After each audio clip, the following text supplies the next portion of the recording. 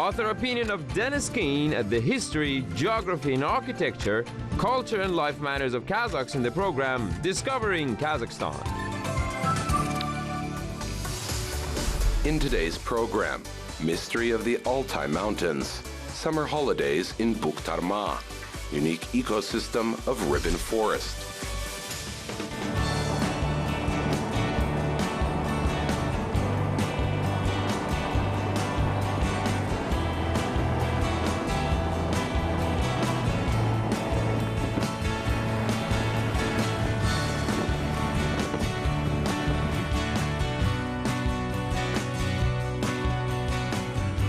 Salam, привет, and hello.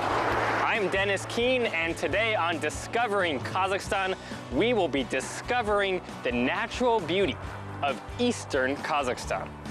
Of all of this country's 14 provinces, none even comes close to the scenic beauty that you can find in eastern Kazakhstan province. We're going to be going to the legendary Altai Mountains with their snow-capped peaks and bubbling hot springs before spreading out through the region to look at different lakes and forests. Come along as we journey through this wild land.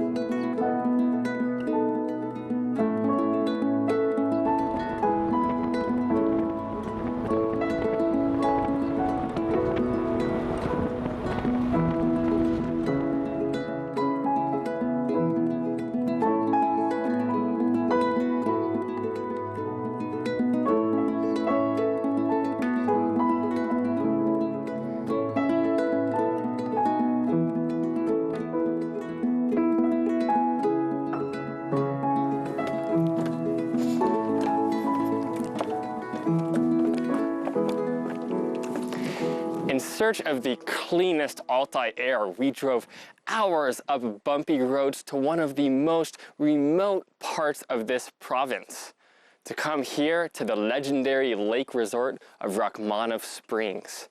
It's located on this amazing lake in the heart of the Altai Mountains, a place that has been attracting pilgrims for hundreds of years in search of this very serenity. There are more than 48,000 lakes in Kazakhstan, but this must be the most beautiful. Ringed by deep green coniferous forests, Rachmanov Lake's smooth surface reflects the beautiful clear sky of the Altai Mountains.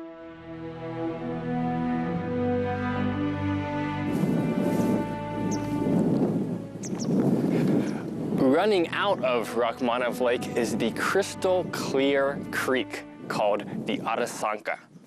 Arasan in Kazakh means hot springs, and the river is named in honor of the many local radon springs that have long attracted tourists to this remote area.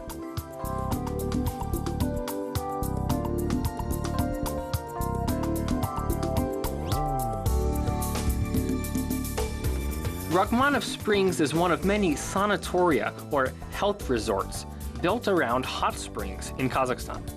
Local people strip down and bathe in these hot waters, not just for pleasure, but for the supposed healing properties of their chemical makeup.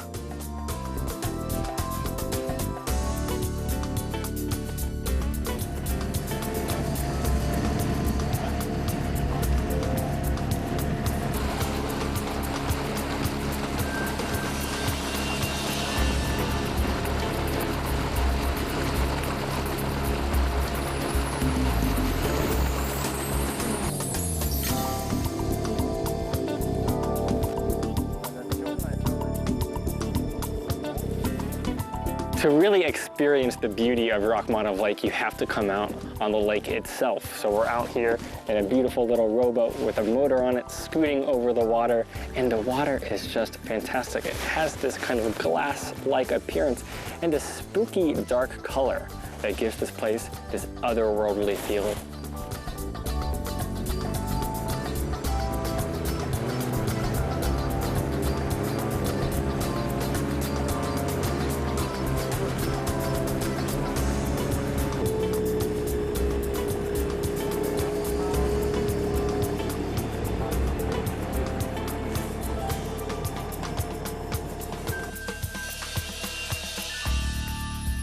So we're gliding across this dark water of the lake.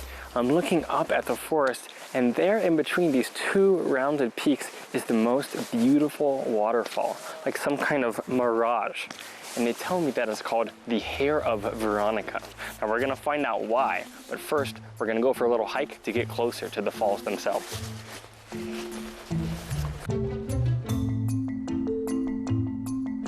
All along the lakeshore here, we can see these beautiful violet flowers growing in abundance.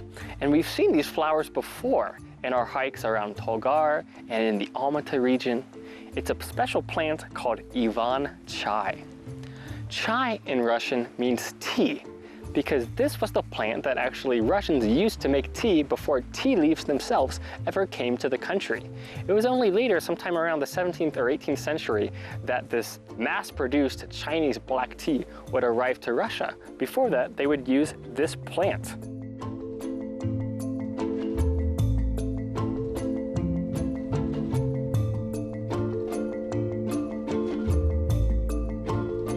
One of the joys of hiking in the Altai is the wealth of wild berries. So as we've gone to hike here up to the waterfall, we can see all along the path there are these little guys. They've got a funny shape. You're used to seeing berries being kind of small and round, and these kind of look like flattened grapes. So we'll give that a shot. It's called barbarica. It's not that good, actually. It's very sour. Up here we have ones that are more notorious for being tasty, what they call krasная смородина. I think these are called red currants. And here are kind of more of a classic berry-shaped little red guy there. So you can come along here, have a nice little breakfast.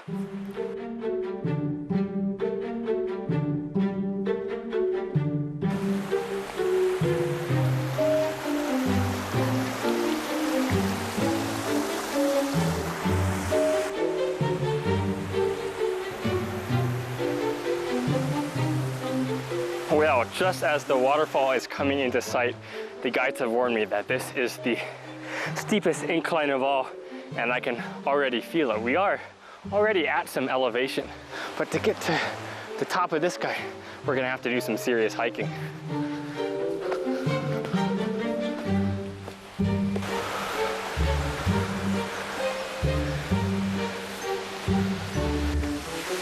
Well, it's true, it is quite the climb, but it's totally worth it because behind us we have this fantastic view of the black water of Rachmanov Lake. And then, look, we've arrived already. Here is Veronica's Hair waterfall itself. We can go have a little dip and cool off.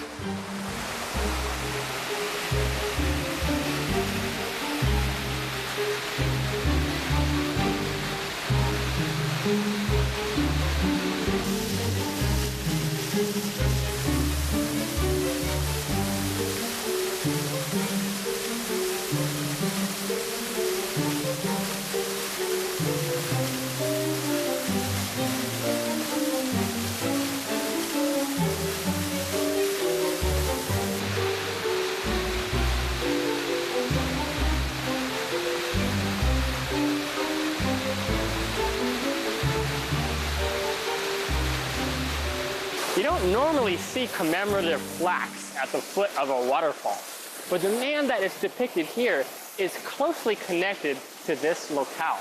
His name is Salken Supan Berdin, and he was the first to study the medicinal herbs and grasses and plants that grow in this area of the Altai.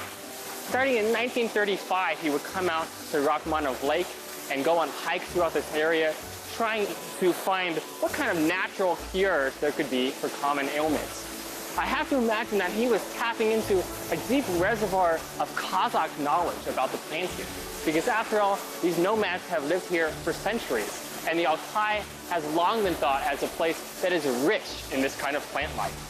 Kazakhs took advantage of this and used the wild world around them to treat whatever ailed them.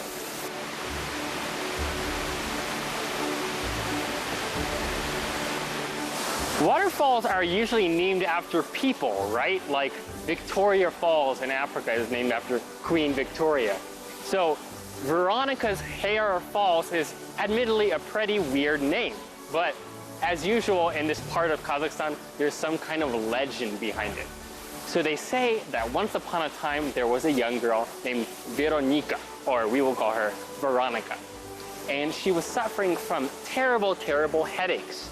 So she went to the local wise man who told her to come to these falls and wash her head and all would be well again. So she hiked up here, put her head under the falls, got her hair wet, and instantly she was cured. So in honor of the miraculous power of these waters, they named the falls after her, the Falls of Veronica's Hair. They also say that the water flow itself is quite thin, kind of looks like strands of hair, and altogether resembles the braids of a young girl. Well, I think I'm gonna go see how it feels to have a dip under Veronica's hair, if she doesn't mind. Just from dipping my feet in here, this water is super cold, but let's see how it goes.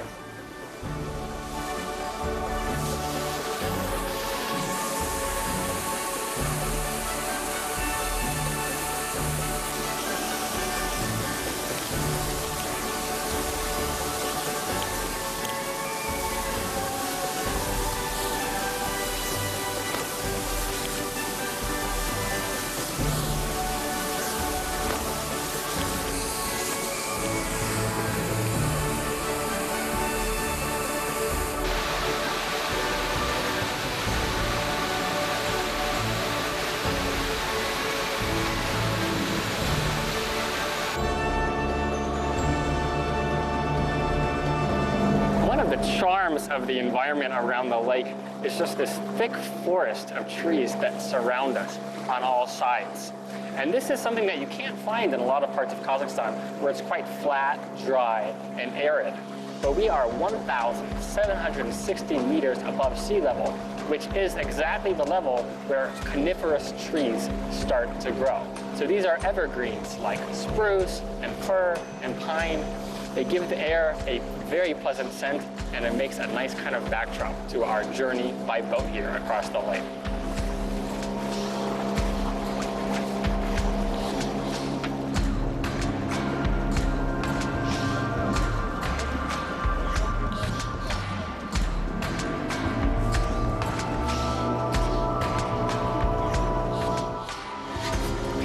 The Altai region is famous for its rivers, and we have come on a kind of river safari. We started on Lake Rachmanov, and actually this river we saw before. It was the river that was leading out of the lake, the Arasanka. But this is the river on the other side where it feeds the lake. The water here is crystal clear and quite calm. On either side, we have these beautiful conifer trees and this kind of riparian habitat of these grasses all along here. I imagine inside of here we would have small little rodents, rats, and muskrats, and weasels. And there are a lot of bird life up here in the trees. If only I had some binoculars to check them out.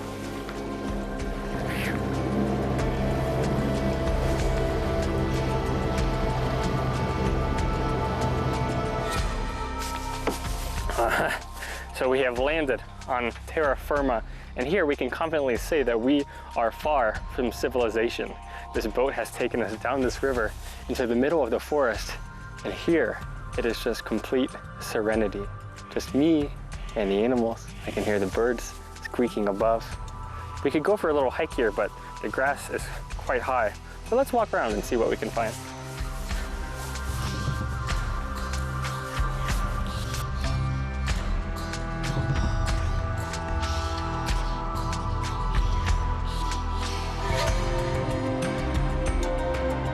There we just caught a sight of a beautiful hawk doing laps around us. What he's doing is that he's taking advantage of these warm air drafts that are coming up from the earth. The sun is beating down right now, it's midday, and he's just riding this warm wind in circles. What's especially strange is that we've come to the side of this river and it's totally quiet. I can hear some bugs chirping, I can hear a few birds, but for the most part, it's silence. So to see him just floating up there so peacefully, it's kind of a meditative experience.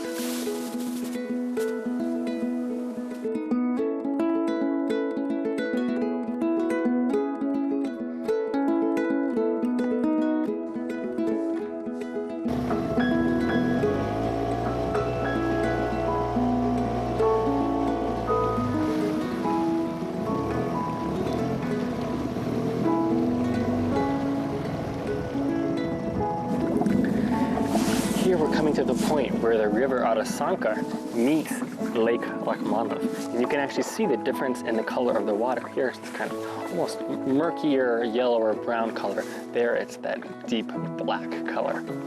The lake has several sources in addition to this water. It's also thought to be fed by underground springs.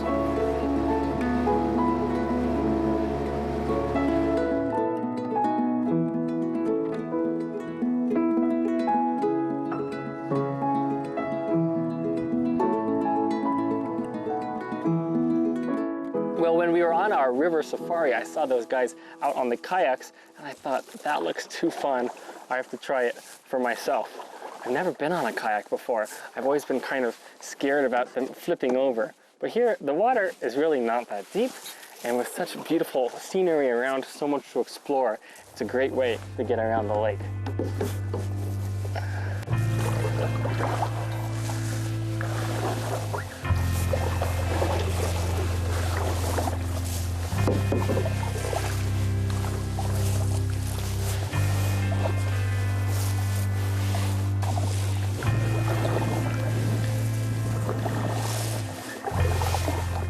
The water here is notoriously still, but when you're out on the motorboat, you can't quite feel it because it's making its own ripples, and you've got the noise of the motor.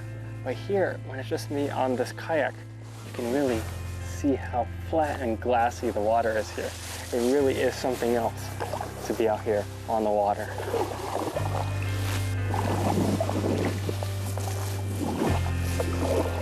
Well, these guys who inspired me to come out here gave me some advice. They said they've just been doing this for 2 days, but they've already gotten the handle of it. They said the secret is you gotta be very gentle when you put the oar in the water. And I do have to say, when you try it like that, it's quite relaxing.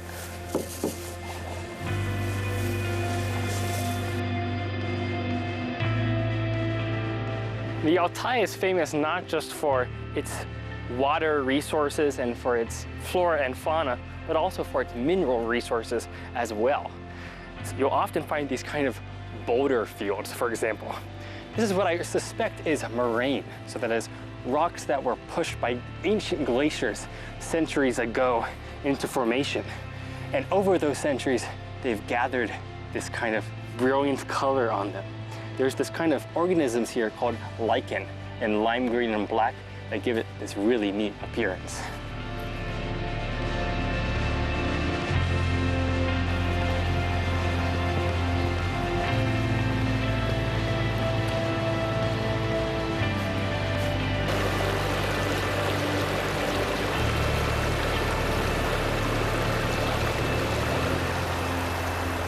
With so much snow melt coming down from the peaks of the Altai, this is a region that is rich in rivers. And it seems that no two rivers look the same. We have some, for example, like the upper Arasanka, that is sandier and clear. And then you have ones like these that are full of boulders. We're here at a very unique time of year because in the spring, the volume of the water is much higher and the rivers will have a much different profile. You won't be able to see the rocks here at all. But come summertime, the water recedes and you get this fun little effect of these boulders scattered throughout the stream. You can hop out here, have a seat, lay down and catch some rays and listen to the bubbling of the brook. There are places in the Altai that are so remote, so far from civilization, like Rachmanov Springs and the beautiful Rachmanov Lake, that around them naturally arise these kind of discovery myths about how they were first kind of auspiciously stumbled upon. And in the case of Rachmanov Lake, this story does not disappoint. It tells of a hunter sometime back, perhaps in the 19th century, who was hunting around these parts, a Russian guy named Rachmanov. And he shot a morel deer. This is a kind of roe deer. And he had thought he had fatally injured it, but he watched the morel sneak away and go into some local springs. And he saw how those springs steamed up and bubbled. And when the morel came out of these hot springs, he saw that it had been miraculously cured. So the legend goes After this, Rachmaninoff went back and told all of his friends and family, and it became a famous place where people could come and take advantage of these curative springs. These springs are indeed one of the sources for this lake, so the lake was also given his name, Rachmaninoff. And this humble hunter from way back when now boasts two famous places in his name. You can sit in a bathtub indoors and get your radon water treatment in there, but you can also have it outdoors. And I have to say, I kind of like the idea of sitting out here in nature and enjoying these hot springs. They've built this kind of platform here around a place where this spring has come out, and people can sit on these planks and dip their feet in. Ooh, and it is just as warm as we saw before. Very relaxing. I can imagine, especially in winter when it's freezing cold out here, this gazebo here will be a popular place to hang out and thaw out your feet.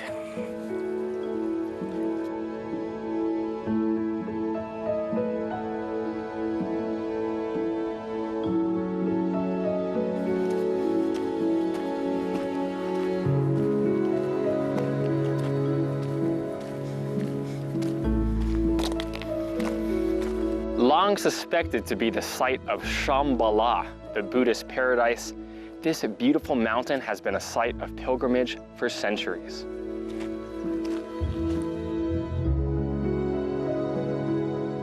In addition to attracting Buddhists and paganists, Mount Belukha has long attracted people of all faiths, including the Russian settlers who came to the Altai and practiced a Russian Orthodox Christianity. The mountain also provided them with inspiration, and up here on top of a hill with a breathtaking view of the Twin Peaks, they built this charming chapel.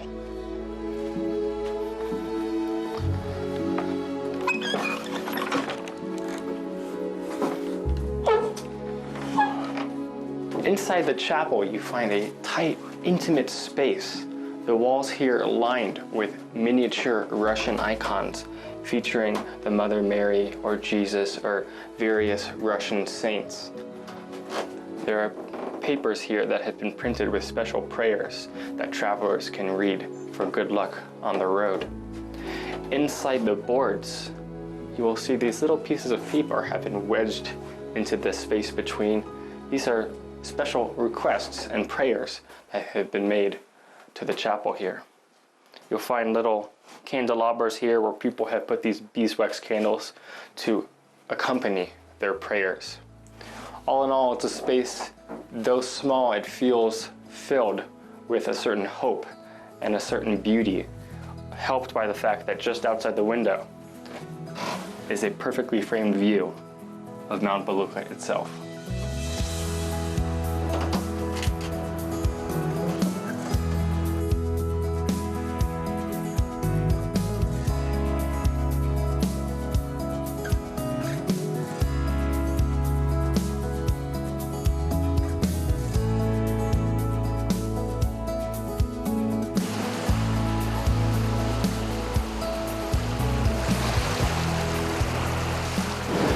"120 kilometers from the provincial capital of Öskümen, the Bukhtarma Reservoir is a favorite getaway for residents of this city, but strangely unknown for many other citizens of Kazakhstan. Strange indeed, because it is the largest reservoir in the entire country and indeed one of the largest reservoirs in the entire world. It is so big, in fact, that locals love to call it their sea.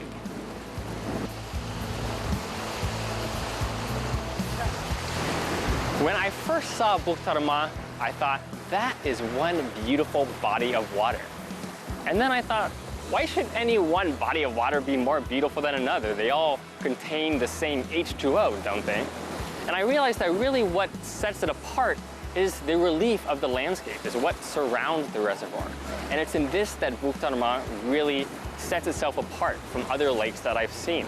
It has the most beautifully charismatic hills crowning this body of water, or the sea as the locals like to call it. As they fade to the horizon, they change from shades of blue to gray, and it is stunning to see, especially in the evenings.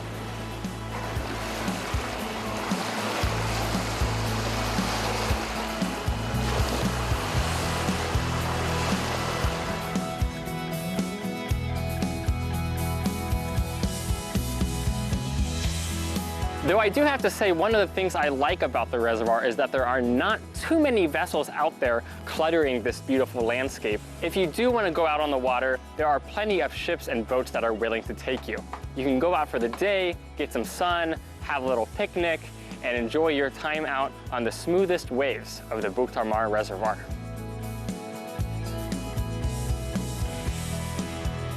The province of East Kazakhstan has more fresh water than anywhere else in the country. And during the late Soviet period, it was decided to harness this resource to create much needed energy. So they dammed the Bukh Tarmar River to make the Bukh Tarmar hydroelectric station.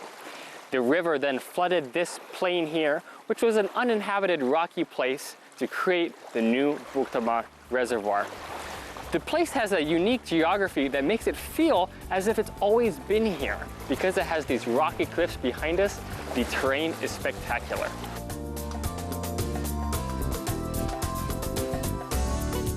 The territory of eastern Kazakhstan is vast, going from the heights of the Altai down to the flatlands of the steppe. And if the rivers of the mountains were fast and fierce running downhill, this is the broad, classic river of the steppe, the Irtysh.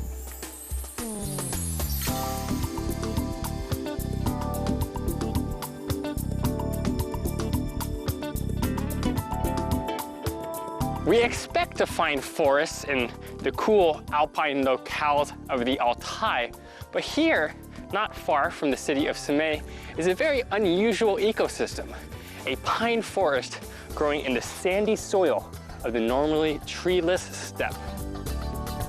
Semey's ribbon forest is a product of a unique topography and weather patterns that produce snowdrifts, which limit the growth of trees to certain narrow bands.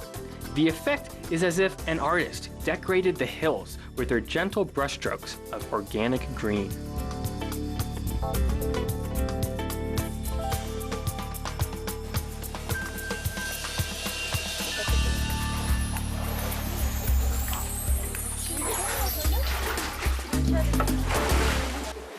Nestled within a narrow ravine of this pine forest is a spring so special for local people that they've built a small log shelter to protect it so that they can swim here in all seasons of the year.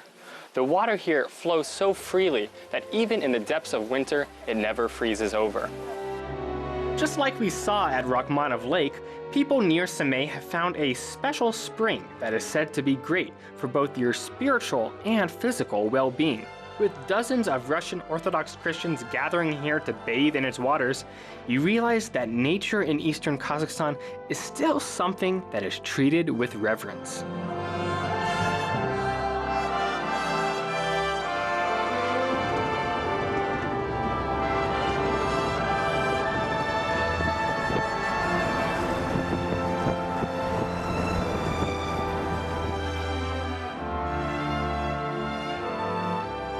We've seen so much natural beauty on our travels through eastern Kazakhstan, from the groves of Uskmen to the waters of Bukh Tarmar to the beautiful alpine scenery of the Altai.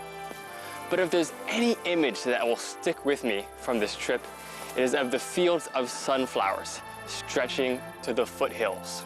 It's been found that the climate and soil here are uniquely suited to growing these beautiful flowers, which are used to make two crucial products: sunflower oil, which is used for cooking, and sunflower seeds, which are widely chewed throughout Kazakhstan.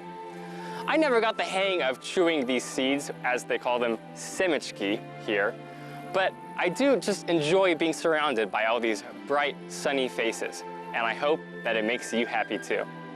Thanks for joining us today on Discovering Kazakhstan. Until next time, Salbo, Paka, and goodbye.